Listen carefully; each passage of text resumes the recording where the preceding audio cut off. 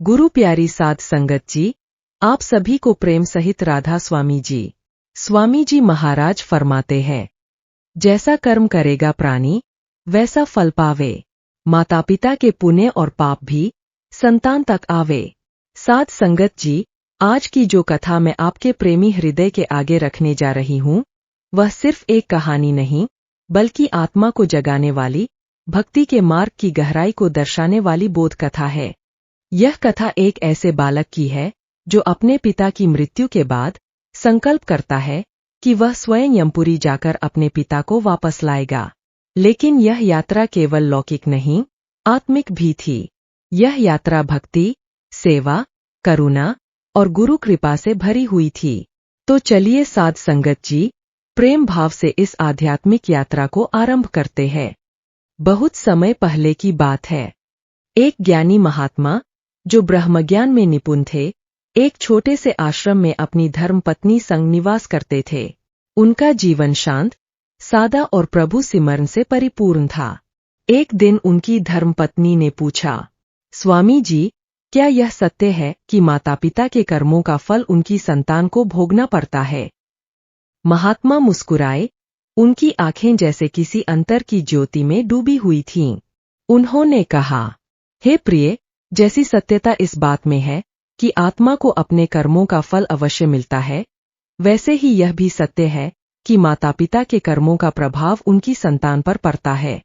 और फिर उन्होंने एक सच्ची कहानी सुनाई, जो एक आत्मिक संदेश को समेटे हुए थी। गरीब महेश और उसका पुत्र किशन। किसी नगर में एक गरीब व्यापारी रहता था। नाम था महेश। मेहनत मजदूरी करता, दिन भर तपस्या सी जिंदगी जीता और केवल 50 पैसे कमाता।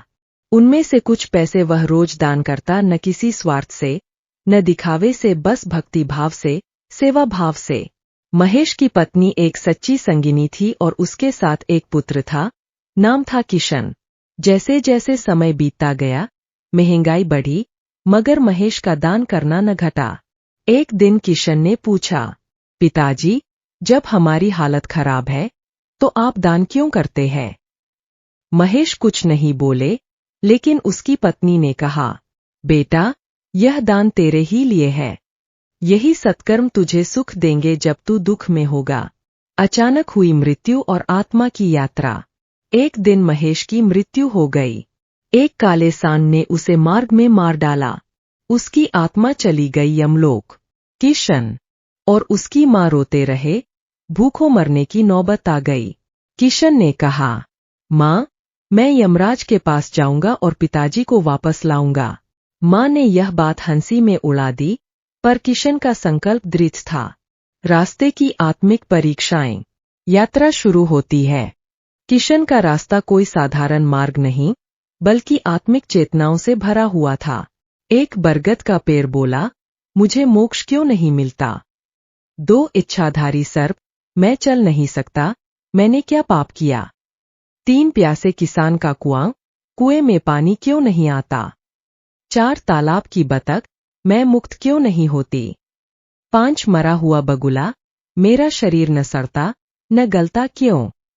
हर आत्मा पीड़ा में थी, मोक्ष की तलाश में थी। किशन ने सभी से वादा किया कि वह यमराज से उनके प्रश्न पूछेगा। यमपुरी में दर्शन। आखिरकार किशन यमलोक पहुंचा। यमराज ने उसका प्रेम, उसका संकल्प, उसकी भक्ति देखकर उसे ससम्मान बिठाया। किशन बोला, मेरे पिताजी को लौटा दो यमराज, वे सेवा करते थे, दान करते थे, हम भूखों मर रहे हैं। यमराज ने कहा, वत्स, तेरे पिता ने जो कर्म किए, उसका फल तुझे मिलेगा। उन्होंने जो नाम, सेवा और दान किया, उसकी कमाई अब तुझ पर बरसेगी। यमराज ने सभी प्रश्नों के उत्तर भी दिए और कहा, जिस आत्मा ने जो किया, वह भोग रहा है। अब तू इन आत्माओं को उनके समाधान सुना और वापस लौट जा। वापसी और मोक्ष। रास्ते में किशन ने बगुले को ज्ञान प्राप्त कराया, बतख को उसका अमृत लेकर शांति दी, किसान की कन्या से विवाह कर उसका धर्म निभाया, सर्प से नागमणि लेकर उसे मुक्त किया, बरगद के पेड़ से ज्ञान लेकर आगे बांटने का वचन दिया। हर आत्मा को मोक्ष मिला, घर वापसी और पूर्णता।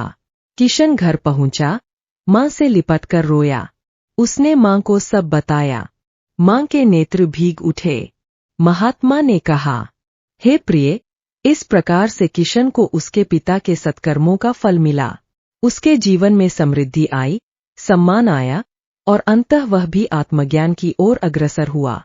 साध संगत जी, यह कथा कोई मात्र कल्पना नहीं, बल्कि आत्मा की यात्रा है। जब हम सत्कर्म करते हैं, चाहे वह छोटे हो, दान हो, सेवा हो, भजन हो, सुमिरन हो, उसका प्रभाव केवल हम पर ही नहीं, हमारी पीढ़ियों पर भी पड़ता है। माता पिता का नाम जपना, सेवा करना, सच्चे भाव से जीवन जीना, वह धन दौलत से कहीं ऊंचा, संतान के बड़ा विरासत है। लिए सबसे जो माता पिता नाम में टिके रहते हैं, उनकी संतान कभी दुख में नहीं रहती। और जो लोग अपने जीवन में केवल मोहमाया, छलकपट और बुरे कर्म करते हैं, वे अपने साथ साथ अपनी संतानों को भी दुहक की ओर धकेलते हैं। अंतिम विनती। साध संगत जी, यदि आपको यह कथा जरा भी स्पर्श कर गई हो, तो इसको अपने जीवन में उतारिए। अपने घर में नाम का जाप, प्रभु की याद, सेवा और सच्चाई को स्थान दीजिए। यह कहानी सिर्फ सुनने की नहीं, जीने की बात है। आप सभी को राधा स्वामी जी।